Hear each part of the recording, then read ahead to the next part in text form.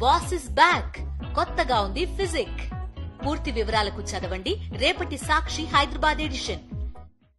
ఇందాక సోదరుడు దేవన్ మాట్లాడినప్పుడు కూడా చెప్పారు, నిన్న కూడా పెద్దలు ఆదినారాయణ గారు వచ్చినప్పుడు మాట్లాడినప్పుడు చెప్పడం జరిగింది. రాష్ట్రంలో ఉన్నటువంటి దాదాపు 650 మండలాల్లో హైయెస్ట్ పర్ క్యాపిటల్ ఇన్కమ్ ఉన్నటువంటి మండలం Gajuwaka. Highest per capital income దేని వల్ల వచ్చింది? Highest per capital income Gajuwaka steel plant. ఇప్పుడు తీయమనండి లెక్కలు, గడిచినటువంటి 3-4 నెలలుగా తీయమనండి. ఏ స్థానంలో ఉంటామో, ఎక్కడ ఉంటామో, దేని వల్ల వచ్చింది పర్ క్యాపిటల్ ఇన్కమ్? ఇందాక వారు చెప్పినట్టు నెలకి 92 కోట్లు 86 కోట్లు శాలరీలు వస్తాయి. వచ్చినటువంటిది పర్చేసింగ్ కెపాసిటీ పెరుగుతుంది. గాజువాకలో అనేక స్ట్రీట్ హాకర్స్ కానీ, లేకపోతే ఇతర వ్యాపారస్తులు కానీ, లేదా మీరు ఇప్పుడు మీరు ఇచ్చినటువంటి 30%, 40% జీతాలు ఇస్తే మీరు పిల్లలు చదివించుకునేటువంటి దానికి లోన్లు కడతారా? మీరు కొనుక్కున్నటువంటి ఇల్లుకి ఈఎంఐలు కడతారా? మీరు తిరుగుతున్నటువంటి బళ్ళుకి మీరు రీపేమెంట్ చేస్తారా? లేకపోతే మీరు అద్దెకున్నటువంటి ఇల్లుకి అద్దెలు కడతారా? సో ఇవన్నీ హెచ్ఆర్ఐ అనేటువంటిది ఆగిపోయింది.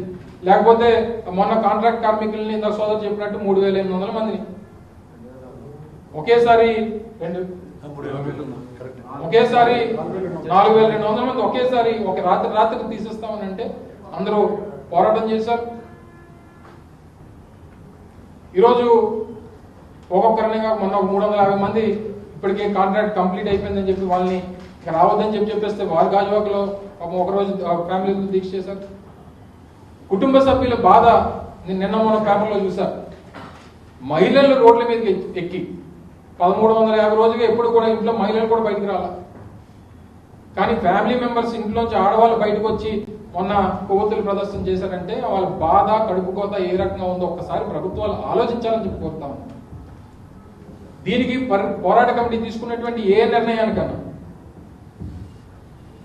ప్రధాన ప్రతిపక్షంగా వైఎస్ఆర్ కాంగ్రెస్ పార్టీ పూర్తి మద్దతు మీకు ఉంటది. అది అందులో ఏ రకమైనటువంటి అనుమానాలు మీకు లేవు. ఈ ఉద్యమాన్ని రాష్ట్ర స్థాయిలో తీసుకెళ్ళినా, రాష్ట్ర స్థాయిలో ఎక్కడ ఉన్నా సరే పూర్తిగా పార్టీ తాలూకు మద్దతుని వైఎస్ఆర్ కాంగ్రెస్ పార్టీ ప్రకటిస్తుందని కూడా తెలియజేస్తా ఉన్నాం. ఏది ఏమైనప్పటికీ ఇందులో ఉన్నటువంటి ఇక్కడికి వచ్చినటువంటి ప్రతి ఒక్కరి తాలూకు అభిప్రాయం స్టీల్ ప్లాంట్ ప్రైవేటీకరణ అనేటువంటిది జరగకూడదు. ప్రైవేట్ అనేటువంటిది అసలు మాటలోనే రావడానికి వీల్లేదు. పూర్తిగా ప్రభుత్వ రంగ సంస్థగా కొనసాగాలి, సేల్లో విలీనం జరగాలి.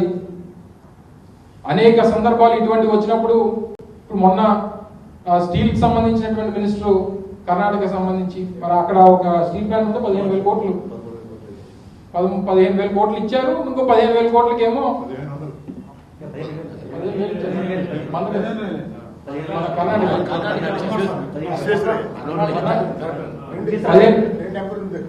$15,000 కోట్లు ఇచ్చారు. ఇంకో 15,000 కోట్లు ఇస్తామని చెప్పి మరి మన దగ్గర కూడా స్టీల్ సహాయ మంత్రి ఉన్నారు కదా. మన దగ్గర కూడా మరి రాష్ట్రానికి సంబంధించినటువంటి బీజేపీ ఎంపీ ఈరోజు రాష్ట్రానికి, దేశానికి స్టీల్ సహాయ మంత్రిగా ఉన్నారు. కర్ణాటక సాధించుకోగలదు, తమిళనాడు సాధించుకోగలదు, కేరళ సాధించుకోగలదు, తెలంగాణ సాధించుకోగలదు. ఆంధ్ర ఎందుకు సాధించుకోలేదు?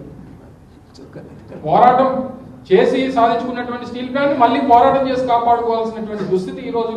అంటే దక్షిణ భారతదేశంలో ఉన్నటువంటి ఆ తెలుగువారంటే చులకనా?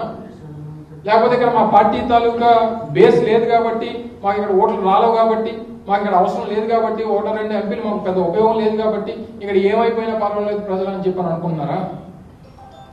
అసలు అన్నిటికంటే ముఖ్యమైనటువంటిది సముద్ర తీరం వెంబడి ఒక స్టీల్ ప్లాంట్ అంటే ఎంత విలువైందో ప్రపంచంలో ఉన్నటువంటి ప్రైవేట్ స్టీల్ ప్లాంట్ సంబంధించినటువంటి యజమానులు తీసుకొని వస్తే చెప్తారు. ఇప్పుడు మనం మొన్న ఆర్సిలర్ మెటల్కి సంబంధించి, నిప్పాన్ స్టీల్ ప్లాంట్ కి సంబంధించి కొన్ని ప్రకటనలు వస్తున్నాయి. ఎందుకు వాళ్ళు అంత తాదాలు ఆడుతున్నారు? సముద్రం వెంబడి మాకు భూమి కావాలని 2,200 ఎకరాలు ఇప్పుడు నక్కబలంలో ఇవ్వడానికి ప్రభుత్వం డిస్కషన్ జరుగుతూ ఉన్నాయి. ఎందుకు వాళ్ళే అక్కడ ఎందుకు పెట్టాలి? కడపలో పెట్టచ్చు కదా. సముద్ర తీరం వెంబడే ఎందుకు పెడుతున్నారు? అవసరమైన డొమెస్టిక్ మార్కెట్ ఉంటే దేశంలో అమ్ముకుంటాడు. డొమెస్టిక్ మార్కెట్ లేకపోతే క్యాప్టివ్ పోర్ట్ ఏదో పెట్టుకుంటాడు, ఒక 2 బెర్తులు 3 బెర్తులు పెట్టుకుంటాడు, ప్రపంచ మార్కెట్లోకి, ఇంటర్నేషనల్ మార్కెట్లోకి తీసుకుపోతాడు. అంటే కోస్టల్ బేస్ ఉన్నటువంటి స్టీల్ ప్లాంట్స్ భారతదేశంలో విశాఖపట్నం స్టీల్ ప్లాంట్ ఉన్నటువంటి ఒక విలువ బహుశా నాకు తెలిసి ఈ దేశంలో ఏ స్టీల్ ప్లాంట్ కి లేదు. అటువంటి విలువైనటువంటి సంపదని ఈరోజు దానికి వాల్యుయేషన్ కట్టి 10,000 కోట్లని ఒకసారి 12,000, మొదట్లో అయితే 4,000 కోట్లు అన్నారు, తర్వాత 10,000 కోట్లు అన్నారు, 12,000 కోట్లు అన్నారు, కొంతమంది 30,000 అన్నారు. దాని యాక్చువల్ వాల్యుయేషన్ తీస్తే 20,000 ఎకరాలు తీయండి, 2 లక్షల కోట్లు మినిమం ఉంటుంది. 2 లక్షల కోట్ల విలువ మినిమం ఉంటుంది.